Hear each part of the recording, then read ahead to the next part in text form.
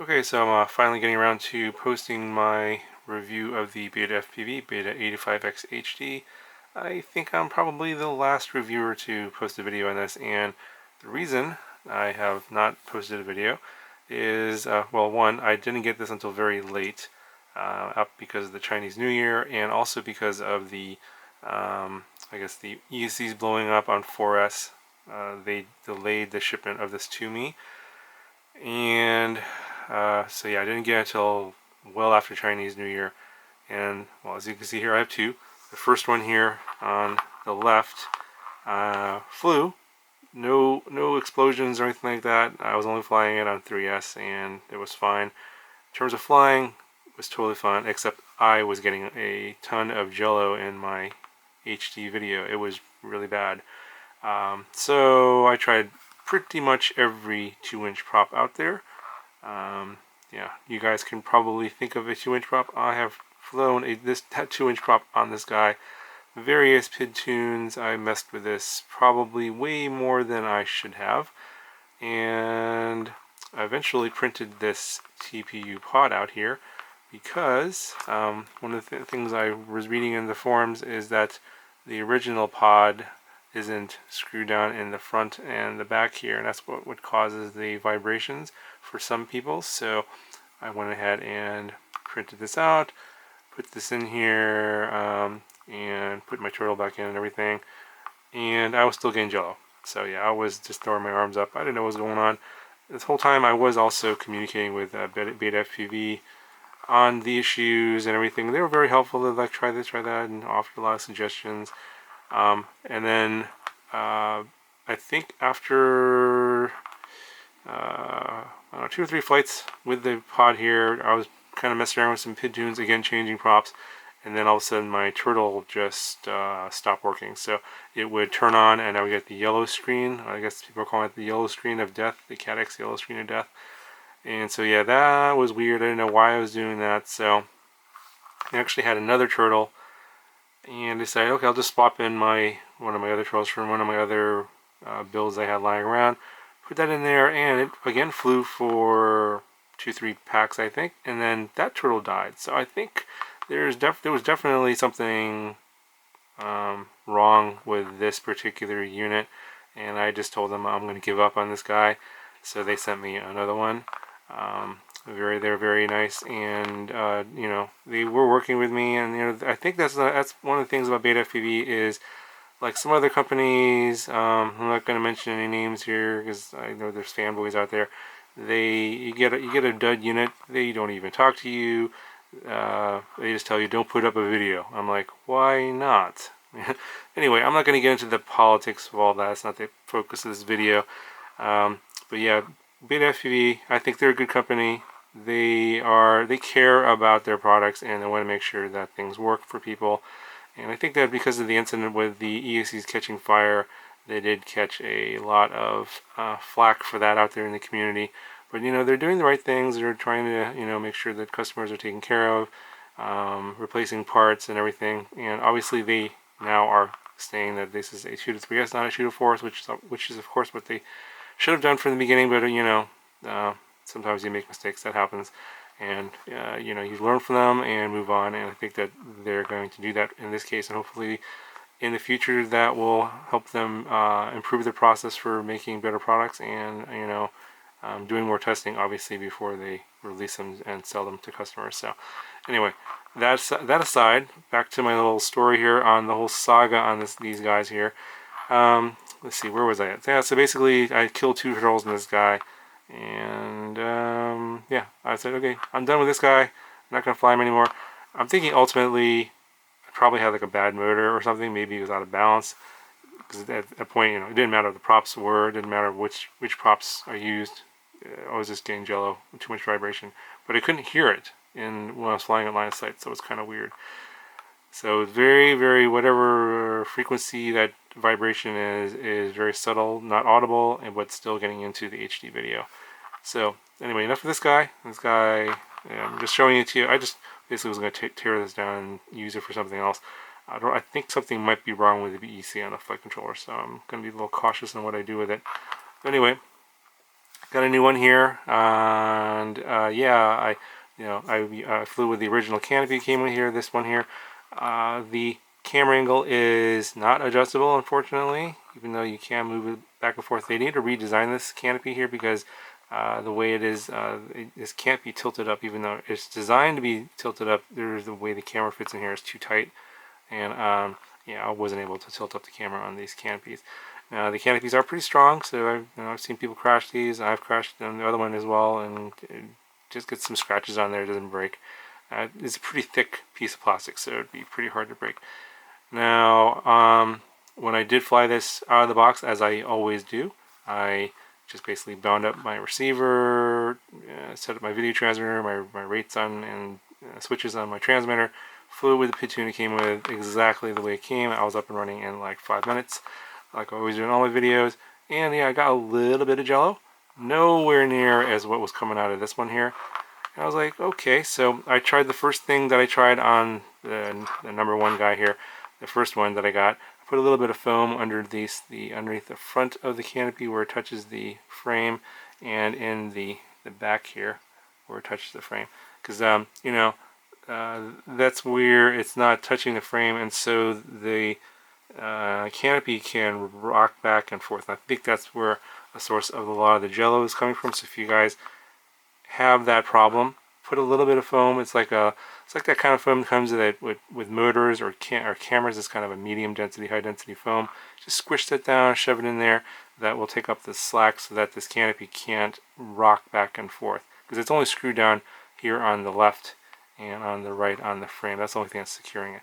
So once I did that, pretty much all the jello is gone, and you'll see that I'm flying this in extremely bright conditions. Like I don't think there's any clouds in the sky. It's in the middle of the day, sunny, and that's when you'll know if a craft is going to be having jello or not. So you'll see, I think, a lot of videos out there on these sort of micro whoop HD class quads out there, and you'll see HD video, but it's going to be cloudy conditions, overcast conditions, not in the middle of the day, and jello won't show up as much in those conditions. So, if you're wondering if a certain craft or whatever is going to have jello, watch videos that show it in the middle of the day and with the sun right overhead. Then you'll know when, in the brightest conditions, if this camera or any, whether it's turtle or run camera, whatever, is going to give you jello in that particular craft the way it was designed. And I think everything that I've tested so far, so the Mobula 7 HD, the Tiny Leader HD, there's a couple more I'm probably missing here. I've tested just about every one of these with the turtle or the run cam. Oh yeah, the Diatone GTR249. You've seen all the videos on my channel of various HD cameras on these sort of 2-inch and under. And when you have those little tiny motors, little tiny props, the vibrations are really accentuated, and those will show up in HD video. And so you know that I always fly here. I live in California. It's always sunny in California. Well, most of the time, unless it's raining for 5 days in a row, which is kind of weird. Anyway, yeah, when I do try and fly in really sunny conditions, then you'll see the jello. And out of all the ones that I have flown of this sort of type of design, I think this is the least amount of jello that you're going to see out of something of this from this sort of class. So take that with a grain of salt. You can compare it to some of the other things you've seen out there, and I think that speaks to the design of the craft and what kind of motors it has. I'm thinking that this one probably has maybe a dud motor or something. Maybe the motor is slightly out of balance, and so you're going to get various people with different situations. I mean, not every build is going to be exactly the same, and because of the sensitive nature of the HD camera to jello, it's got to be very vibration free to get really good jello free video in the middle of the day in bright sunlight. And those are the conditions that I'm judging these things on. I don't know about anyone else, but that's my basis. Because I mean, why would I want to fly this around and get video if it's just going to be shaky and jello-y?